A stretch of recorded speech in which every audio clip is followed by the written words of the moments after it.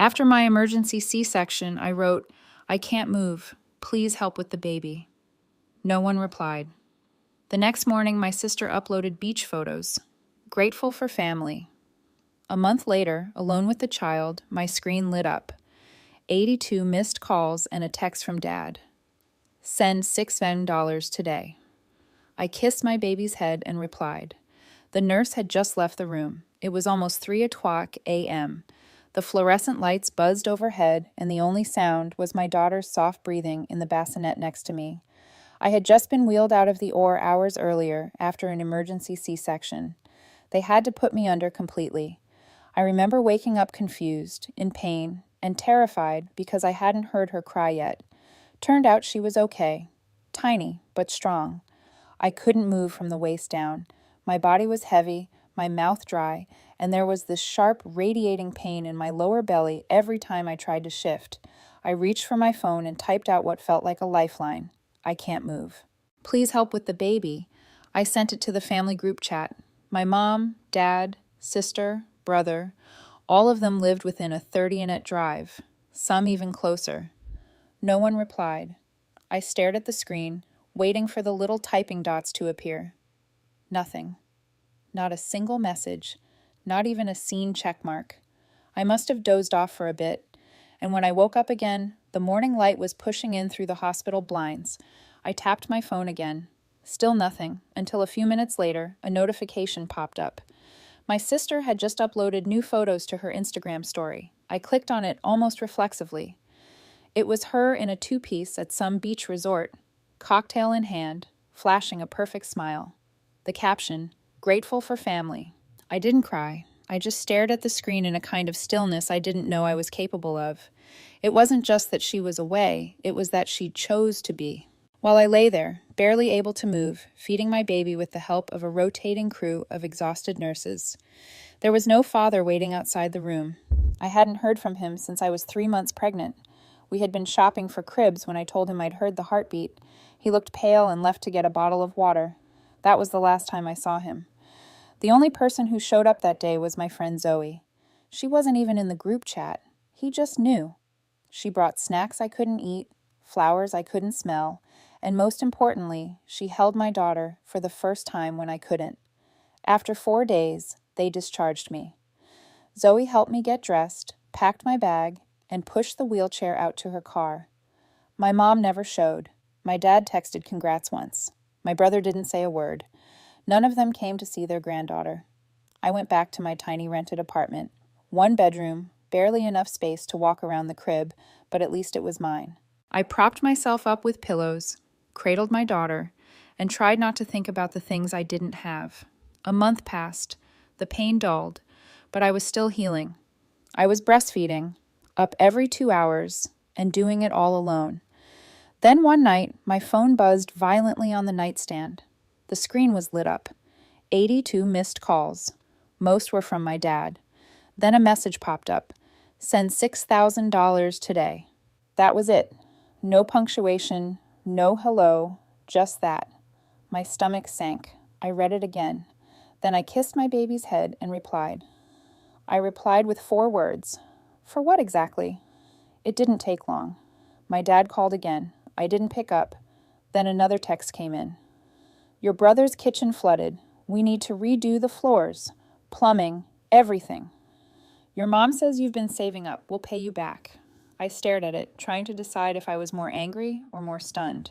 I had told my mom once, just once, that I was trying to save what little I could from the disability checks and leftover PTO money. Just enough for emergencies or formula if I couldn't breastfeed anymore. I replied, you didn't even come to see her.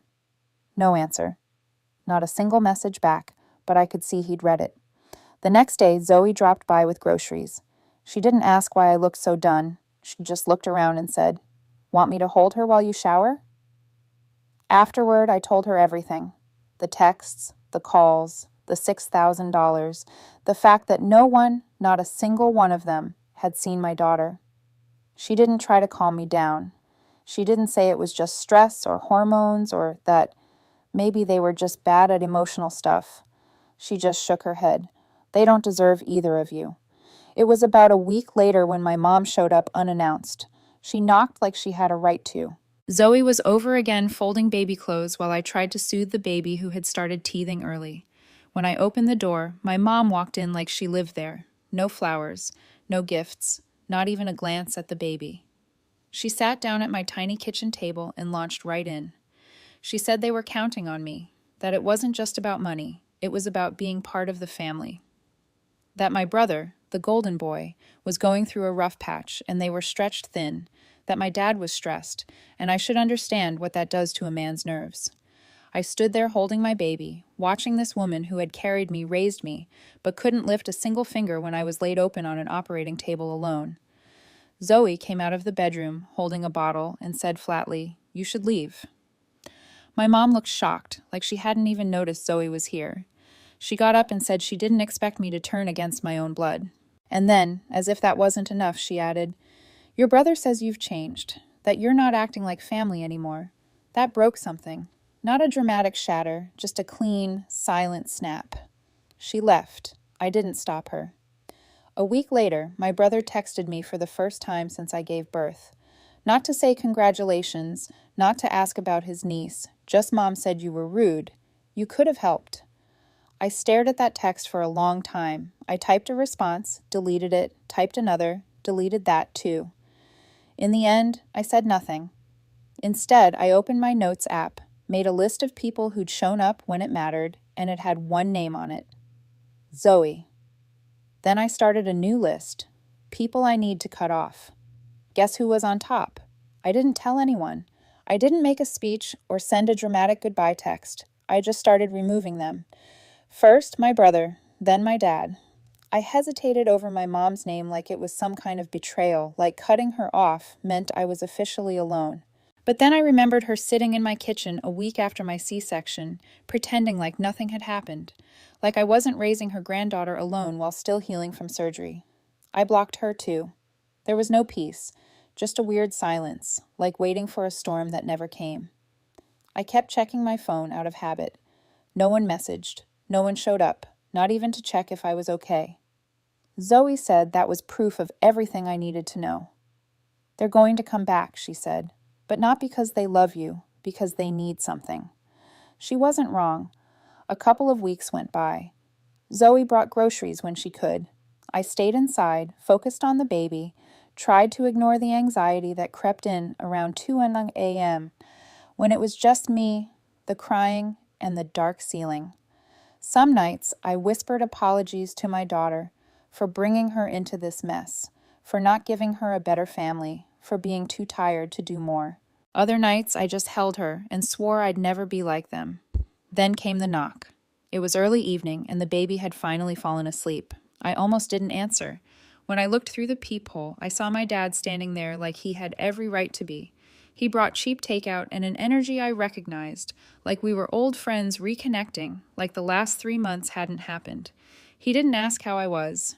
He glanced at the baby, made a lame joke about how fast they grow, then finally got to it. We were thinking of doing family dinners again, Sundays. Thought it might be nice if he brought the baby. I didn't say anything. He kept going casually like this was some neighborhood check-in. Also, your brother's new place has been a mess. Still needs help with the garage and stuff. Since you're staying home anyway, maybe you could pitch in. That was when I asked, "What's her name?" He blinked at me like I'd asked him to solve a math equation.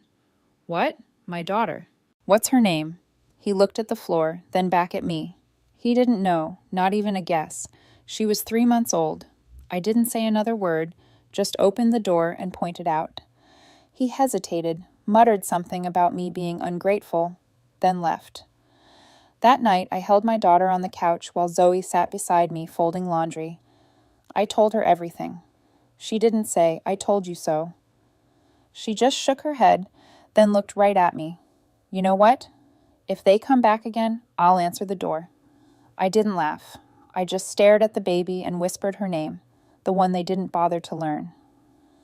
The next morning, I moved the crib, cleaned out the closets, packed a box of things I didn't need anymore. For the first time in weeks, I felt like I was doing something that mattered. I didn't know what came next, but I knew this. I wasn't part of their family anymore, not the kind they believed in, But they weren't done. Exactly 10 days later, they showed up again, my mom. And this time, she didn't come alone. My brother was with her, and he looked like he was ready to start a war. They didn't knock. They leaned on the buzzer until the baby started crying. I stood there, frozen, watching her face scrunch up, the little fists clench, her tiny voice rising like an alarm I couldn't shut off. Took everything not to scream. When I finally pressed the intercom, my mom's voice came through flat and cold. "Doretha, it's time we talk. Your brother's here too." Zoe was in the kitchen, sterilizing bottles. I looked at her. She didn't say anything, but I saw it in her face. "Don't open the door. Just don't." But I did, not because I wanted to hear them out, because I wanted to hear exactly how far they were willing to go. They stood there like I'd summoned them. My mom with this oversized binder clutched to her chest, and my brother looking like a bouncer at the entrance to my own life. "We're not here to fight." My mom said, "I didn't invite them in. I just stood there." She opened the binder and pulled out papers. I thought maybe it was some financial offer, a half apology tied up with conditions. It was printouts of my Instagram post, my stories, comments I'd made on Zoe's page, highlighted phrases like "no support system," and "thankful for the friends who showed up when no one else did." "This has to stop," she said.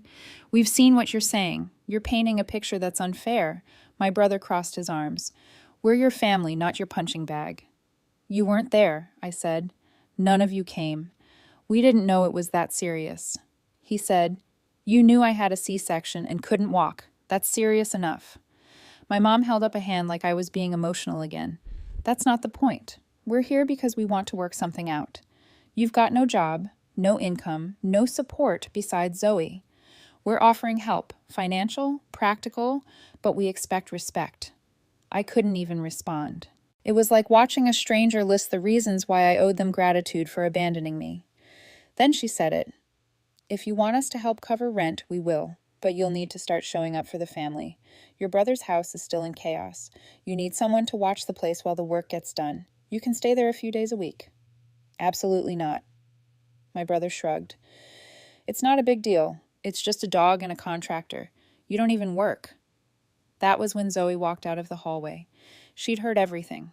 She didn't say a word, just picked up the baby and walked back into the bedroom.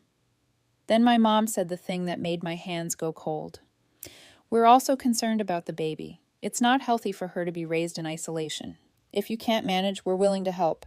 Even take her for a little while, just until you get back on your feet." I didn't answer. I stepped forward and pointed out the door. "You're not taking her anywhere." My mom kept her voice calm. "No one's trying to take her. We're just saying if something happened, we'd be the ones they'd call. Legally, we're still your family. That matters." There was the real reason they were here, not to help, not to reconnect control. I didn't scream. I didn't cry. I just said, "You have 5 seconds to get out." My brother scoffed. "Seriously, you're threatening us." Zoe came back with her phone in her hand. "We're not threatening. We're documenting." They finally left. No hugs, no goodbyes. My mom said one last thing before the door closed behind her. "Don't make this worse than it has to be." For 2 days, it was quiet. Then on a rainy Thursday afternoon, I came home from a short walk with the stroller. There was something taped to the door, a letter, the official looking from Child Protective Services. Zoe was the one who opened it. Her hands shook. The report was anonymous, but it listed everything. My unstable condition, the lack of financial support, my refusal to involve family. They didn't sign their names. They didn't have to. Zoe read the letter twice before handing it to me. I didn't speak. My stomach twisted like it already knew what was coming before my brain caught up. The report was full of lies. That I was depressed and neglecting the baby. That I was emotionally unstable and rejecting help from family. That I left my child alone for long stretches of time. The phrasing was careful, designed to sound concerned, but it was poison dressed up in official language. There was a line in it that made my blood run cold. The mother has exhibited erratic behavior and refused reasonable offers of assistance from close relatives who expressed concern for the infant's well-being. I sat on the edge of the couch holding the baby, who had no idea the life she was born into. I stared at the wall thinking about how fast this could all go wrong, how one anonymous call could spiral, how the truth doesn't always win when the right words are put on the wrong paper. "They're trying to scare you," Zoe said. "They want to rattle you into submission." I believed her, but that didn't stop the anxiety.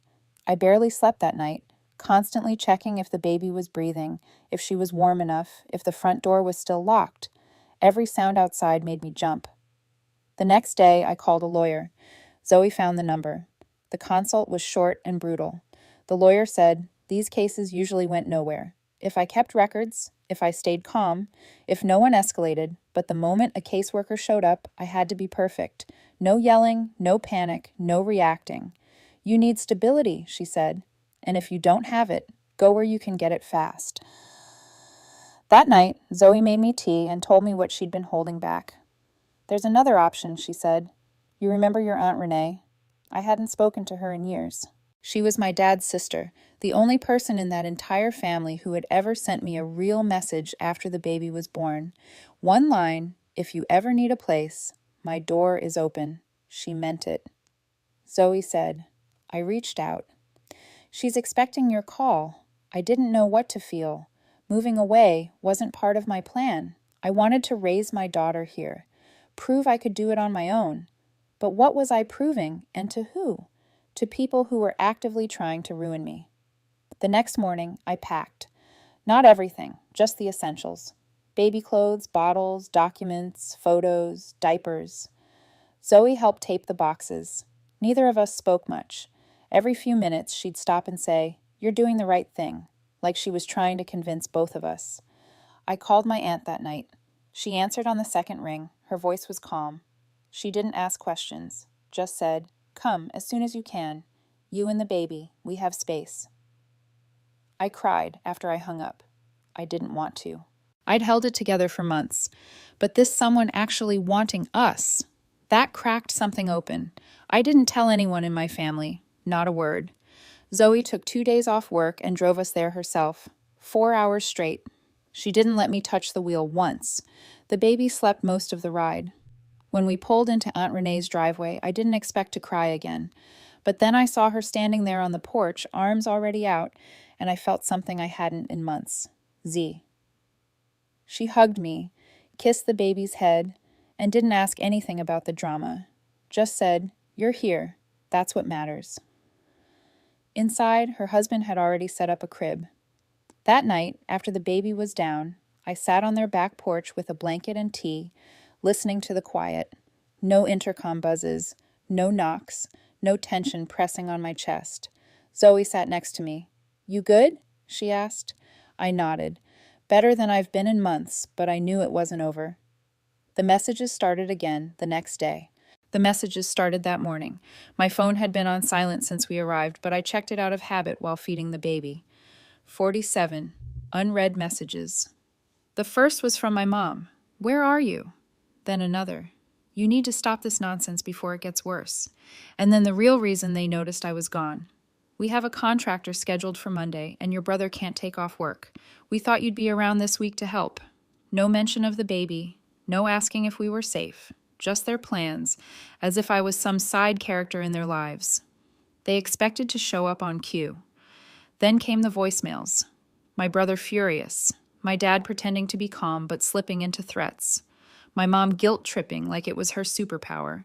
Zoe was in the kitchen with Aunt Renee making breakfast. I just sat there on the guest bed, baby in my lap, phone in my hand, staring at a life I had finally chosen to walk away from. I didn't reply. By afternoon, they knew I'd blocked them again. I got one last email, long, messy, filled with phrases like, "Ungrateful daughter," "manipulated by that friend of yours," and "you don't break up a family over a few miscommunications." Aunt Renee read it over my shoulder and said one thing, "Delete it. You're not responsible for their broken parts." She never asked for details, never needed the whole story. She just made space. That was all I had ever wanted, and now I had it. Her husband fixed up the spare room to be mine and the baby's. They bought a sound machine for her crib and a rocking chair for the corner. My uncle started calling her Peanut, and every time he held her, she'd go still like she could feel the difference in energy. No stress, no tension, just warmth. I got my first full night of sleep a week later. I didn't dream, I just rested. Zoe drove back home eventually. She cried when she left, but she promised to visit. She kept that promise. She sent me job listings for remote work and links for affordable online therapy. She told me, "You're not just surviving anymore, you're allowed to live." That sentence stuck with me because for the first time, I actually believed it. No more begging people to care. No more pretending I didn't notice who disappeared when I needed them most. No more performing strength while falling apart inside. I cut them off, not just from my phone, but from my future. My daughter's future. The ones who chose not to show up when I couldn't move are no longer allowed to have a say in where we go next. Now my daughter wakes up every morning in a room where she is wanted. I drink my coffee on a quiet porch with no dread in my chest. My aunt tells me stories about my mom when they were little, not to make me forgive her, but to remind me where the cycle started. And every day I choose not to continue it. Took everything I had to walk away. But looking at my baby sleeping, smiling in her dreams, I know without a doubt we walked in the right direction. We didn't just escape. We started over, and this time we're not going back.